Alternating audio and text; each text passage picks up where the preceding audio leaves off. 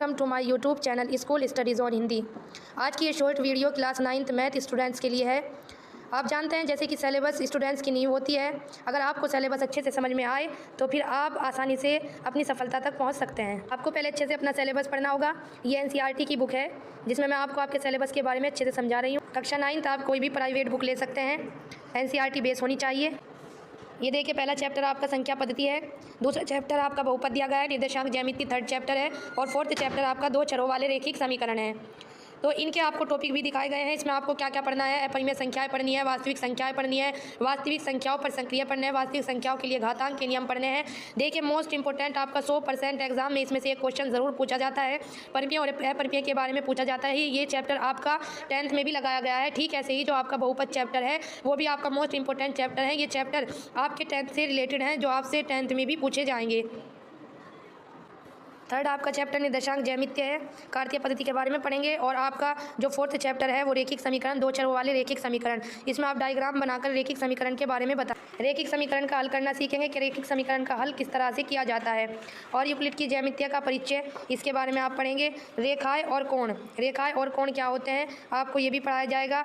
और रेखाएँ कोण के अंतर्गत देखिए कितने टॉपिक आपको दिए गए हैं, जैसे एक ही रेखा की समांतर रेखा है, सारांश, इन सब के बारे में आपसे पूछा जाएगा। 7th चैप्टर है आपका त्रिभुज, मोस्ट इंपॉर्टेंट चैप्टर, 100% इसमें से 6 नंबर का आपसे पूछा जाएगा। ये बेहद इंपॉर्टेंट आपका चैप्टर है त्रिभुज, जिसमें आप सर्वागसंता की कसौटियां पढ़ते हैं, जैसे side angle side, angle angle side. ये कसौटियां आपसे पूछी जाती हैं और इन्हीं के आधार पर आप त्रिभुजों को समरूप और सर्वागसम सिद्ध करते हैं। 8th चैप्टर आपका चतुर्भुज है। चतुर्भुज में आप चतुर्भुज के बारे में पढ़ेंगे, मध्य बिंदु, परिमेय, समांतर चतुर्भुज के गुण आदि पढ़ेंगे। 9th चैप्टर जो आपका दिया गया है वो सर्कल है। सर्कल के बारे में जीवा द्वारा एक बिंदु पर आंतरिक कोण, केंद्र पर जीवा पेलम, इसकी बहुत सारी थ्योरम्स हैं जो आपको पढ़नी है। इसमें आपसे सारा थ्योरिकल ही लिखना होता है, सब आपसे थ्योरिकल ही पूछा जाता है। और आपका ये चक्रीय चतुर्भुज हुआ, केंद्रीय जीवा परलम्ब हुआ, ये सारे टॉपिक आपसे पूछे जाएंगे। 10 आपका चैप्टर बहुत ही ज़्यादा ईजी चैप्टर, हीरोन का सूत्र, जो करना बच्चों को बेहद पसंद होता है।